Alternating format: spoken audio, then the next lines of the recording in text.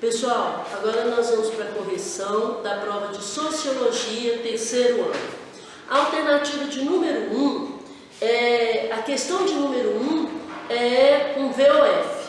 Está na página 6 do seu livro 10, do seu livro 9, desculpe, seu livro 9, página 6. Está falando aí, ó, Karl Marx, Max Weber, ele fala sobre probabilidade. Tá? Então nós temos aqui assim um texto, a questão é uma interpretação de texto, tá assim, ó, leia a seguir um trecho da obra de Max Weber. A dominação, ou seja, a probabilidade de encontrar obediência em um determinado comando, pode fundar-se em diversos motivos de submissão. Pode depender diretamente de uma situação de interesses, ou seja, de considerações utilitárias, de vantagens e inconvenientes por parte daqueles que obedecem. Pode também,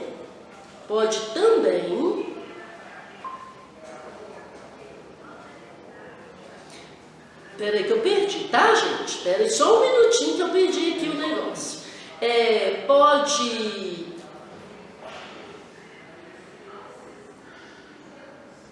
Pode depender diretamente de uma situação de interesse, ou seja, de considerações utilizadas de vantagens e inconvenientes por parte daqueles que obedecem. Pode também depender do mero costume, do hábito obtuso de um comportamento inveterado, ou pode fundar-se finalmente no puro afeto, na mera inclinação pessoal do dominado. Não obstante, a dominação que repousasse apenas nesses fundamentos seria relativamente instável. Nas relações entre dominantes e dominados, por outro lado, a dominação costuma apoiar-se internamente em bases jurídicas nas quais se funda a legitimidade, e o abalo desta crença na legitimidade costuma acarretar consequências de grande alcance. Então nós sabemos aqui os dominados e os dominadores. Quem são os dominados? Os trabalhadores. Segundo Weber, os trabalhadores eles são os dominados. Quem são os dominadores? Os patrões, os chefes, né? Então, na análise aqui, segundo Weber, página 6 do seu livro 9, nós vamos fazer aqui o VOF agora. Ó, alternativa A. Weber faz distinção entre dominação e poder para enfatizar a importância da obediência nas relações políticas, isso é, da capacidade do dominante de fazer com que suas ordens sejam seguidas pelos dominados. Verdadeiro, tá? Essa relação eu cito como exemplo para vocês o patrão e os funcionários desse patrão.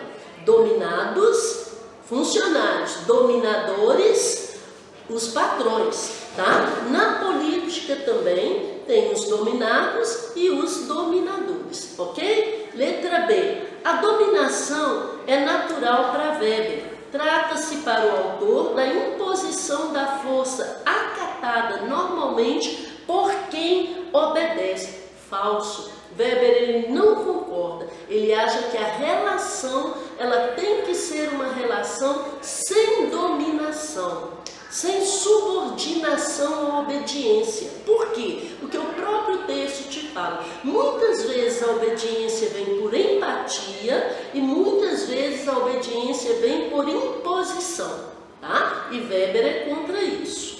Letra C. Uma ordem, de acordo com o argumento de Weber, só é seguida se sua imposição for entendida como legítima pelos dominados. Verdadeiro. Por isso existem as greves, as crises no mundo, por isso existem as crises econômicas, as crises políticas, principalmente o que nosso país está passando agora. Por quê? Porque não há um comum acordo entre os dominados e os dominantes, ok? A outra alternativa, letra C. Na perspectiva de Weber, tanto o poder quanto a dominação manifestam-se por meio da racionalidade e do cálculo, os quais avaliam ganhos e perdas. Portanto, para o autor, emoções e sentimentos não influenciam a realidade política. Errado, erradíssimo, tá? Weber, ele não concorda, Weber não diz isso, ok? Já falei para vocês da relação entre patrão e funcionário, tá? Letra E. Ter algum recurso a mais para Weber é fundamental para se ter poder. No entanto, a efetiva realização do poder é uma probabilidade, é uma possibilidade, tá? Essa é verdadeira, está aqui na página 6, nesse quadro lilás aqui da página 6, tá aqui o relato de Weber sobre poder, dominação, ok? Então, a questão de número 1 fica verdadeiro, falso, verdadeiro. Questão de número 2, é um texto, né? Esse texto pede para você analisar, também é segundo Weber, é a sociologia aí, poder, dominação e política.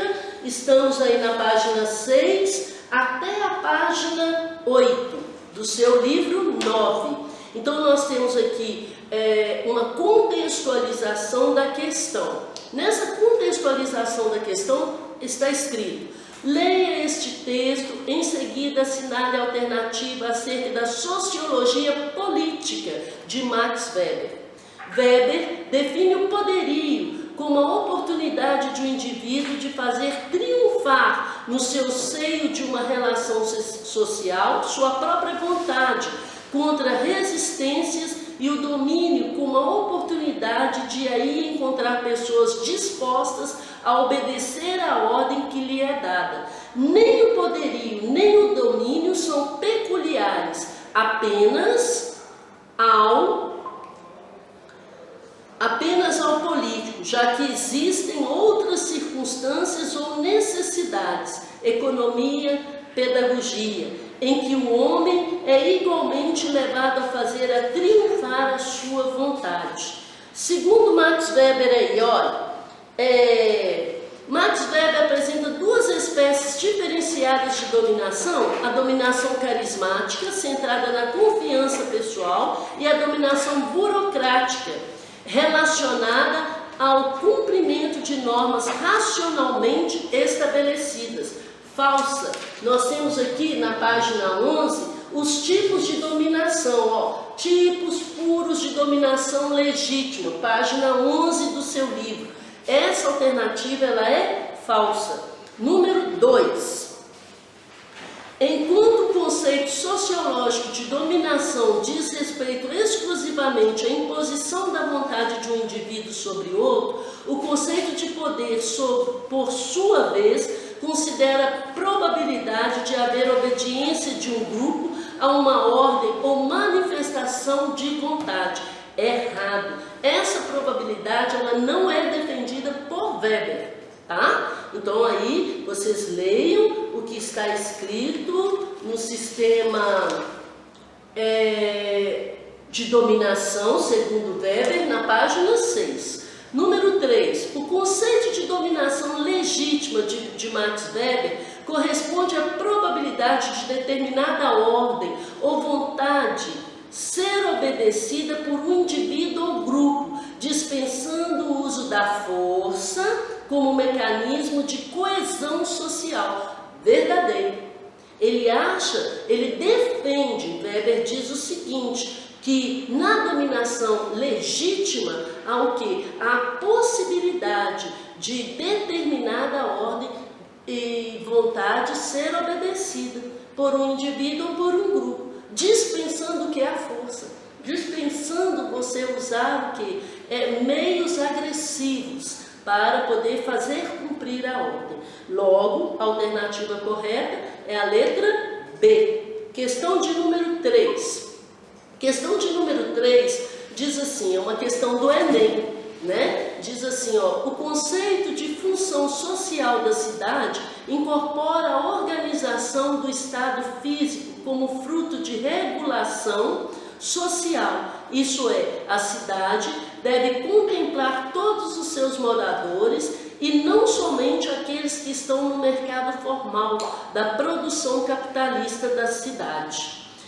A tradição dos códigos de edificação, uso e ocupação do solo no Brasil sempre partiram do pressuposto de que a cidade não tem divisões entre incluídos e os excluídos socialmente. Uma política governamental que contribui para viabilizar a função social da cidade nos modos indicados no texto é a qualificação dos serviços públicos. Aqui é a letra A, tá? Então, pense nos serviços públicos de uma cidade. Vai desde as escolas, do Ministério Público, né? São vários serviços públicos que contribuem para a organização da cidade. Então, logo a alternativa correta aqui é a letra A. Questão de número 4. Vamos lá, clientelismo. Vamos olhar aqui no seu livro onde está falando do clientelismo. Está na página, vamos ver aqui, participação social, clientelismo. Está na página 28, ok? Página 28 fala sobre o clientelismo. Vamos lá. O coronelismo era fruto de alteração na relação de forças entre os proprietários rurais e o governo e significava o fortalecimento do poder do Estado antes que o predomínio do coronel. Nesta concepção, o coronelismo é então um sistema político nacional com base em barganhas entre o governo e os coronéis. O coronel tem o controle dos cargos públicos, desde o delegado de polícia até a professora primária. O coronel hipotética seu apoio ao governo, sobretudo na forma de voto.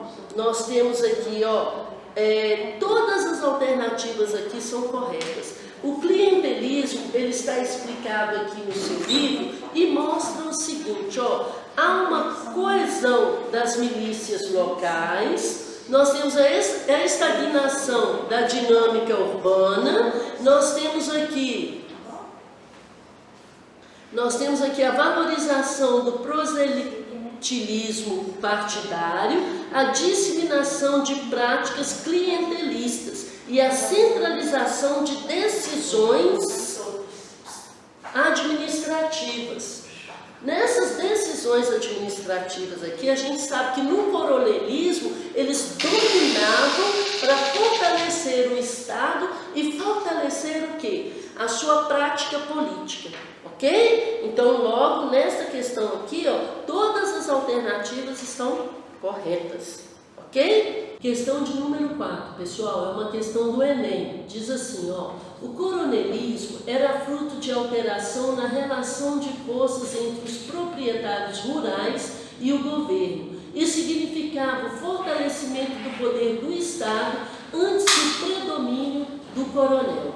Nesta concepção, o coronelismo é então um sistema político nacional com base em barganhas entre o governo e os coronéis. O coronel tem o controle dos cargos públicos, desde o delegado de polícia até a professora primária. O coronel tem o controle dos cargos públicos, desde o delegado de polícia até a professora primária. O coronel hipotética seu apoio ao governo, sobretudo na forma de voto. Nós temos aí a alternativa D, quer dizer disseminação de práticas clientelistas, que está no seu livro, na página 28, tá? Participação política e movimentos sociais, igualdade política e desigualdade social. Questão de número 5. está falando sobre o clientelismo, sobre o corporativismo, sobre o insulamento burocrático e o universalismo dos procedimentos. Página, vamos olhar aqui, clientelismo, página 15. As gramáticas políticas. Este é o assunto da questão, página 15, livro 9. Então, pede para você julgar as questões aqui. O que é clientelismo, o que é corporativismo? Então, são as gramáticas políticas. Logo, a alternativa correta aqui são todas. Todas estão corretas. É a letra E, ok? Letra E é a correta, ok? Página 15, você tira todas as suas dúvidas.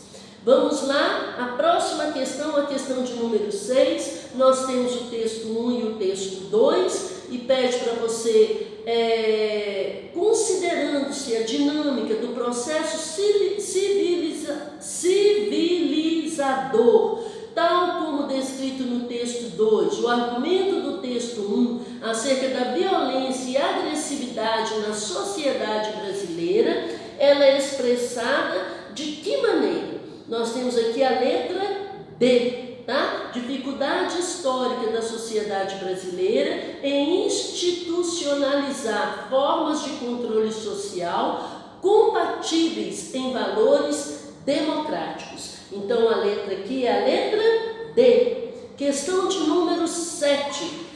A questão de número 7 está dizendo assim, por concluir que o termo democracia, entendido como governo do povo, remete mais a uma idealização do que a realidade, assim, o cientista político Robert Dahl prefere usar poliarquia, isto é, um governo de muitos. Assim, de acordo com o autor, um sistema político pode ser considerado poliárquico quando garante efetivamente os direitos de oposição e de participação. Entretanto, pode-se afirmar que, na realidade brasileira contemporânea, para que esses direitos sejam efetivos, além de serem juridicamente instituídos, é preciso de letra B, instituir a figura jurídica do mandato, determinando que todo eleito tem direito a um tempo específico no cargo.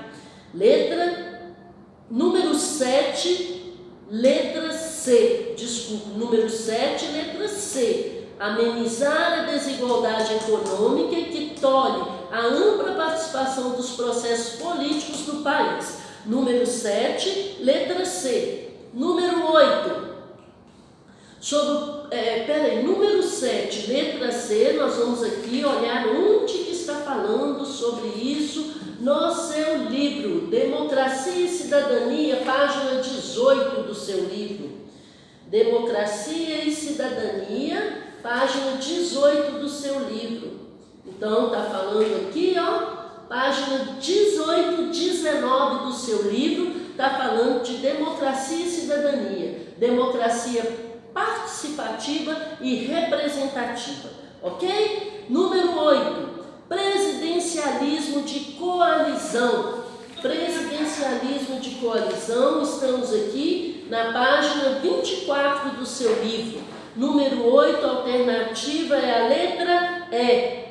Diz assim, olha, para governar, o executivo compõe alianças com vários partidos, oferecendo cargos e recursos para eles em troca de votos favoráveis e de sustentação política para o seu projeto de governo no legislativo. Questão de número 9. É um texto também, vocês vão ler esse texto. A alternativa correta é a letra D. Igualdade jurídica e política deve ocorrer como condição necessária para que o Estado democrático de direito se faça presente. Questão de número 10. A questão de número 10 fala de um sociólogo chamado Giddens. Giddens, esse sociólogo, ele fala sobre o direito das mulheres. esse direito das mulheres que vem aí sendo retratado no século XX, começa a ser retratado no século XX, e Giddens fala que ele analisa essas mudanças no direito das mulheres. E na análise que ele faz, ele diz o seguinte, que a democratização das relações pessoais como produto, em parte, de reivindicações feministas. Então, olha, logo a alternativa correta é a letra D. Pessoal, fiquem em casa, um grande abraço a todos vocês, tá? E eu estou com saudades.